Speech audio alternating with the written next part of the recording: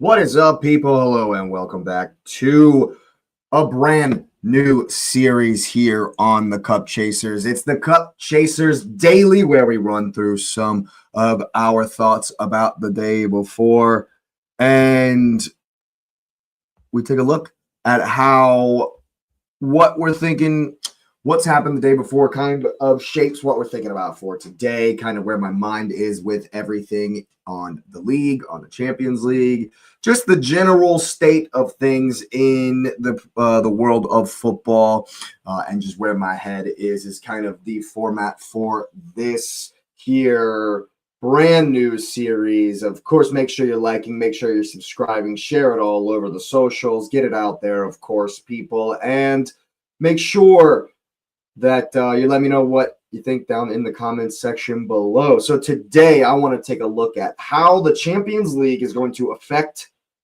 the games at the weekend, because I was going through some of the fixtures, having a look for the upset alert video I do over there on Fire Them Cannons. Make sure you're locked in over there as well. And I was looking and thinking that maybe some of the Champions League games are definitely going to affect some of these fixtures at the weekend. And some teams went through, of course, like myself, and Liverpool. We'll definitely take a look at Liverpool in this one. And, of course, some teams were knocked out, and how I want to specifically look at how Spurs will be affected, how Newcastle will be affected, and, of course, how Chelsea will be affected and how Liverpool will be affected. First up, of course, it's the Tyne Weir Derby before the Carabao Cup final at the weekend, of course, and before the 7-2 mauling that Newcastle has just taken, I would have said that this game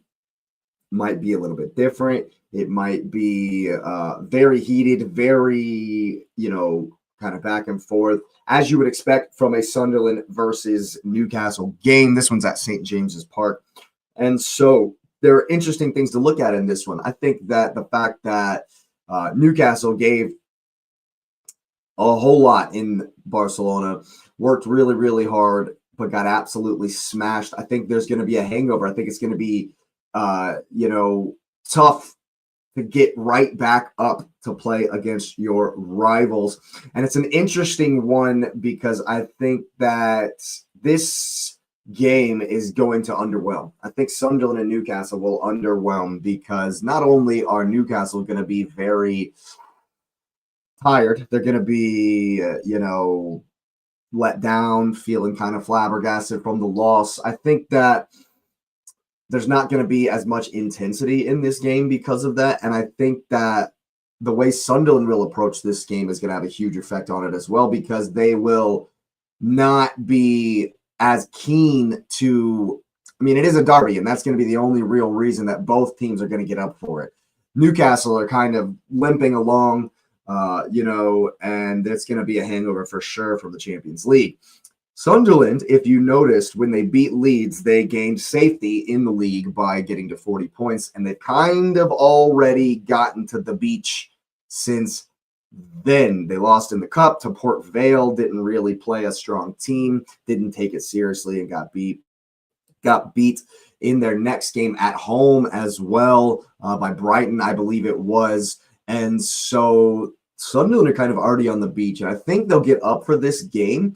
But I do think that it's going to have to change the tactics. They're the Champions League being as high intensity as it was will mean that Newcastle will probably change their tactics. Sunderland are probably just going to sit in. It's not going to be a balls to the wall, come at them kind of game. And so I think Voltemata will start in this game.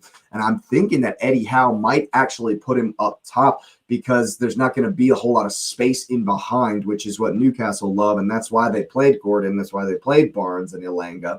But I think the approach should be different. I think it will be different. And I think they will try to get more balls into the box after getting wide in behind the wingbacks for Sunderland, or the right and left back, I should say, for Sunderland, and try to get balls into Voltemata, which I think is why I think the strategy will change, of course. They're not going to want to do as much running. And I don't think Sunderland, they're going to be up for it, of course, because it's the derby. But that, I think, is the only real spiciness that will come into this game. And I think the Champions League will 100% affect how Newcastle approach this game. Likewise, I want to touch in on the Liverpool and Brighton game as well. I think Liverpool will be bolstered. I think that getting Mo Salah on the score sheet is a huge, huge thing for them. I think that it's not going to necessarily bolster him on to have, the rest of the season be as crazy awesome as last season was. But I do think that there's going to be energy in this game. There might be some fatigue. There might be, but I think Slot will probably rotate the formation. I mean, the personnel. He does need to start. I think one thing that will be shown from the game is that he needs to start Szoboszlai in the middle. I think Frimpong should play, or Gomez should play on the outside back as well, to make sure Szoboszlai can stay in the middle. And maybe Arne Slot will have seen that that's where they play their best ball, is when Szoboszlai is in the middle, of course. I think that one will be back and forth, and I think that Liverpool might fall short just because Brighton are rested. Brighton like to play out the back, like to have basketball matches back and forth, back and forth. So I'm predicting a draw in this one, even though Liverpool really, really need it. I think there will be a Champions League hangover, and I think that it's definitely going to affect the way they the way they play in this one, because it's going to be high intensity. It's going to be fast paced. It's going to be, a lot of trying to play out from the back, trying to play through the lines. And I think Brighton are going to get some joy in this one because of how tired and how much work Liverpool had to do. But they were boosted. They were bolstered. So the mentality and the mood around the club, I think, will have improved from this Champions League win. And I think it's definitely going to bolster them heading forward into this Champions League race for the top four in the league. Now, also, Chelsea traveled to the Hill Dickinson Stadium, and I think the fallout for them from the Champions League is going to be even worse as far as mentally. They are playing a very good Everton side who are going to defend deep and are going to try to get down the wings and get crosses in transition against this Chelsea team, who I think are going to struggle. I definitely think they're going to struggle. I think there's going to be a lot of crosses into the box to deal with. Robert Sanchez will probably start again. The Jorgensen experiment kind of failed. So I'm expecting Sanchez to start again. I think that it's going to be a difficult game, however, for Chelsea. It's going to be difficult for them to find a way through. And I think that they are going to have to really, really dig deep to find the energy in this one to beat Everton at home, who are going to be looking for corners, just like they did versus Manchester City. I should say versus Arsenal versus who they play last. They played us last. Yeah. I think that it's going to be a difficult game for Chelsea. I think it's going to be a similar game. They're going to, against the ball, they're going to be very, very compact. And I think Chelsea is definitely going to have some a hangover from the Champions League. The morale's not going to be there. Enzo talking about wanting to leave, like the James isn't going to be there. I think that Everton are going to beat them. I think that it's going to be a tight, tepid kind of 1-0. Everton are going to nick one on a corner kick or something like that because Chelsea can't defend the crosses very well. And I think Everton and David Moyes are going to pinpoint that. And I think it's going to be a very, very tough afternoon for the boys in blue. Chelsea, I should say. They'll probably be wearing white, actually. So I think Everton are going to have more joy in this one. It's going to be very difficult for Chelsea to deal with the hangover from the Champions League. It'll be very interesting to see who starts, who plays. But I think that all of the negativity surrounding Chelsea at the moment, I think they're going to fall again in this game. It's going to be very tough for them. Everton are a good side. And they're definitely going to make Chelsea work really, really hard for this one. Now, the biggest Champions League fallout I think that we're going to find is for the Tottenham Hotspur. They were boosted, bolstered, and the morale rose after the performance versus Liverpool. A very good performance for Spurs, as their standard is quite low. But then they backed it up with another good performance. You can see some of the fans talking about Tudor's gotten some things right. The manager starting to maybe get his message across in the dressing room. Maybe some people are buying in, some players. And so I said in the watch along after Liverpool game that it might have been a turning point. That I didn't necessarily like what I was seeing, but it might have been a turning point for the Spuds. And that was evidenced in the performance versus Atletico Madrid. And so the fallout for Spurs is a positive one, because I think they're going to go on and survive just based on these two results, because it's so close. It's on a knife edge there. And they play Forest right before the Carabao Cup final. They play Forest in the biggest game of their recent history, I would say. Probably even bigger than the Europa League final. Probably the biggest game they'll play in as far as importance since the Champions League final a few years back. And I think that they are going to – I think Spurs are going to win this one. I absolutely do. Forest play today. And so I think that they're going to have to chase the game away in Denmark. So I think that Spurs actually might have something for Forest. They might do it and they might survive. And I think that as doom and gloom as it was a week ago, I think that it's going to be a good day for Spurs, because just the feeling, the morale is boosted. I think that Tudor probably has maybe gotten some of the players on board at least, and are actually getting a tune out of them, actually getting them to work for the shirt and play for the badge. And that is 100% what I think they've needed, and what I think they will be able to pick it up and keep going with this positivity, at least the last week of it. And I think that it's definitely going to bolster them. And, Forest, maybe they'll get a big morale boosting win tonight. We, of course, shall see. Maybe they won't, and that'll be even better for Spurs. But I think Spurs definitely, if they bring the energy and the passion that they have in the last two games, I think that this will be a major, major impact beating Atletico.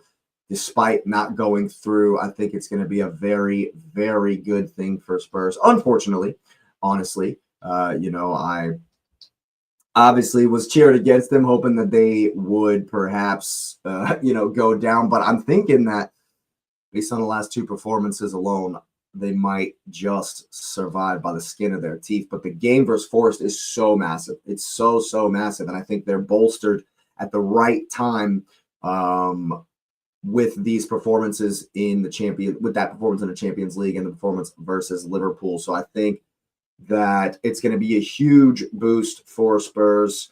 And I think that they are going to definitely have something for Forest. And it's going to be a big win for them to keep momentum going in the relegation battle, as they maybe have found a little bit of positivity. But yeah, those are the ones in the Champions League that or in the Premier League this weekend that I think are going to be highly affected by the intensity of the Champions League. And of course, the Champions League will also affect the Carabao Cup final. Absolutely will. I think that, BX Gunner, I agree. Spurs showed way too much fight yesterday. They showed too much fight in the... Let's see what this does. No. Let's see if we can work this out. They showed too much fight in the Liverpool game. And so I also think that they're going to, I think they're going to survive. I think it's definitely going to boost them. But as far as what the Champions League will do for the Carabao Cup final, I'm pretty Pretty hopeful about that as well. Obviously, it's all positivity for Arsenal and all negativity for Manchester City. And so I think that that is going to be, very interesting as far as what we see on Sunday. But all the momentum is with Arsenal. The positivity is with Arsenal. All the negativity and the stuff that we saw on the sideline from Pep is all kind of against them. I mean, I don't know why he was wearing plaid, why he looked like Bob Burnquist at the game. And so we'll obviously see what his fashion choices will be. I'm sure there's a Kalshi bet on whether or not he's going to dress in a plaid shirt again, but I definitely think that this Champions League night or round of 16 tie rather is going to have massive effects at the weekend. And I definitely feel like that Arsenal are boosted the most. Liverpool definitely going to be boosted. And actually, I take that back. Spurs will be boosted the most. If Pep and Arteta overthink it, who cancels who out? Well, last night on the pod, I was saying Pep will probably overthink it. It'll probably be Pep who's going to, do a leveling war. I was talking to Nez about playing poker and how sometimes you can level yourself where I think that guy thinks that I think that he thinks that I think that he thinks that I think that he thinks that I think. And so Pep might say, oh, well, Arteta's going to do this, and that means I should do this. But then he will probably expect that I'm going to do that, and so I'm going to do something else. But then again, he might expect that I do that, and so I might actually do something else, and it's just going to be a leveling war. And I think Pep might bamboozle himself. And so I'm definitely hoping that's the case, that he kind of overthinks it. And I think that if they don't, however, overthink it, we might, like Nez said, finally get a back and forth, flat out, both teams going for it, Arsenal-Man City game. And I think that the Champions League win will definitely make us galvanized to do it. And I think the Champions League loss will probably be in City's mind as far as this is our best chance to win a cup this season. And they're definitely going to go for it. I think we're going to go for it. And so I think, of course, the Champions League has affected everyone differently. Newcastle are probably going to have a hangover. Chelsea will definitely have a hangover. Liverpool will be bolstered, but I think they are going to look tired versus Brighton as that game goes on. It's going to be high in intensity. Of course, Arsenal and City will have their various momentums, one negative, one positive going into the game, the Carabao Cup final. And for Spurs, big stuff. Big game. Massive positivity from the last two games, and I think they're going to be absolutely bolstered for this one. So, yeah, those are my thoughts on the day. Of course, thanks so much for tuning in. This is Cup Chasers Daily, a new series that we're just going to kind of do a stream of consciousness on what we're thinking about yesterday's action, what's coming today, what's in the media, stuff like that. This was the very first episode. And of course, as the series goes on and I get more comfortable with exactly how I want to approach this, it will be dialed in a bit more and maybe on specific topics, but it will be coming at you live in the mornings, Cup Chasers Daily. So, of course, go ahead and smash up those likes for the new series. Subscribe to the channel if you are new. It would be an honor, a pleasure, a privilege even to welcome you to the community. Make sure you're sharing it all across the socials. Get it out there for everyone to see. Make sure as well you have that notification bell on so you're locked in each and every single time. Of course, I do appreciate you being here, and you. We'll see you next time.